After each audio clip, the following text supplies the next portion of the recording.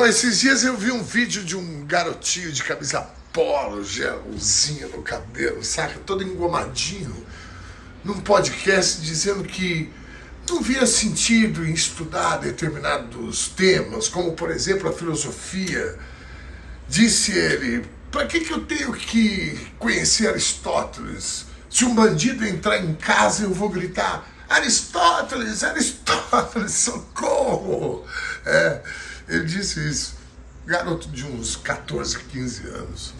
Sabe que ontem eu terminei de assistir uma minissérie, Irmãos Menendez, a história de dois irmãos, filhos de um executivo do show business nos Estados Unidos, que mataram os pais em Beverly Hills. Esse crime foi em 89, um crime bárbaro.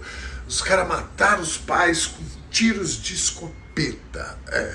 Os pais dormindo. Eles entraram e fuzilaram os pais. Dois moleques mimados, extremamente ricos, que nunca tiveram limites. O pai resolve deserdar os caras e eles simplesmente matam os pais com um plano bizarro, infantil. Tipo a falsificação do cartão de vacina que fizeram aqui no Brasil, que obviamente também foi desmascarado pela polícia. E aí eles aparecem com uma versão de legítima defesa. Dizem que eram abusados pelos pais e que a mãe sabia.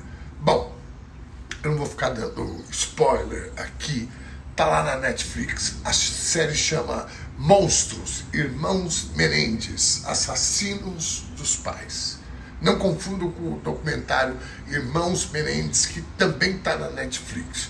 Na verdade, o documentário foi feito agora, porque assim como na época do crime, lá em 1989, teve muita gente que embarcou na tese dos assassinos. E agora, com esse fenômeno de gente perturbada, solta no mundo, teve uns tiktokers aí que viralizaram alguns vídeos falando em novas evidências sobre esse caso aí. Bom, mas o fato é o seguinte, os pais desses caras, com seus defeitos, com suas virtudes, criaram dois monstros.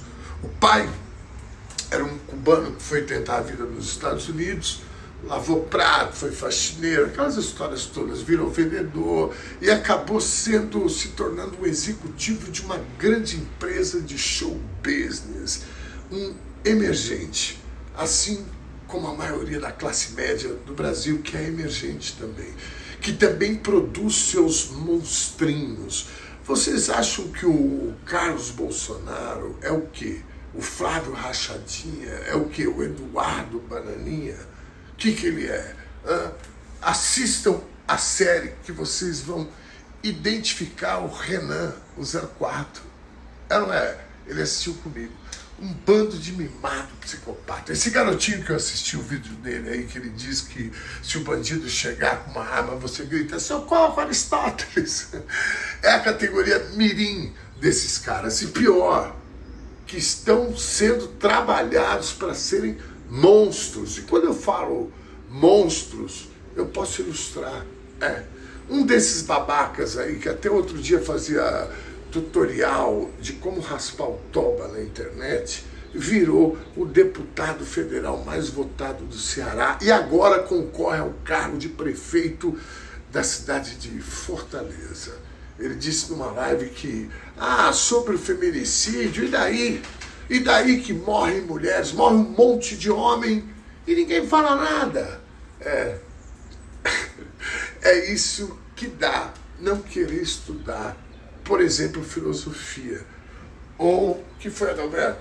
Ou minimamente, quem foram os filósofos? Ou pior, debochar do pensamento filosófico, que é o uso da racionalidade para entender o mundo, para entender as questões fundamentais da nossa existência. E isso se faz, obviamente, através da reflexão crítica e do raciocínio lógico. Por exemplo, a filosofia. O André Fernandes diz, entre outras coisas, que não está nem aí para as taxas de feminicídio, porque é um ignorante.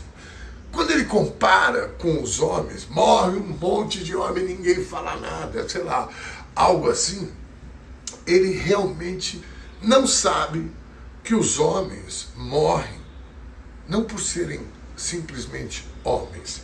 O feminicídio, o Raspa-Toba não sabe, mas é o crime praticado exclusivamente pelo fato da vítima ser mulher.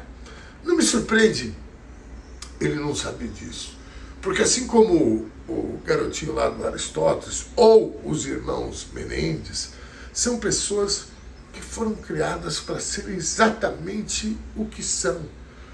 O que me surpreende é a quantidade de mulheres que vão votar nesse excremento nas eleições e que já votaram nele em 2022 e o tornaram o deputado federal mais votado do Ceará, assim como o Nicolas Ferreira em Minas Gerais, o Ricardo Nunes em São Paulo, que além de não estarem nem aí para as taxas de feminicídio, no caso do Ricardo Nunes, ele ainda é um agressor de mulheres. Eu estou a ponto ou ao ponto? Será que eu sou mais um desses imbecis ignorantes? Eu não sei, mas eu estou com o saco cheio. Minha paciência está transbordando com essa gente. Votar em André Fernandes para prefeito de Fortaleza, Ricardo Nunes para prefeito de São Paulo, ou Nicolas Ferreira, Gustavo Gaia, aquele outro, Abílio Pronini, para mim é uma contradição humana. Boa terça para vocês.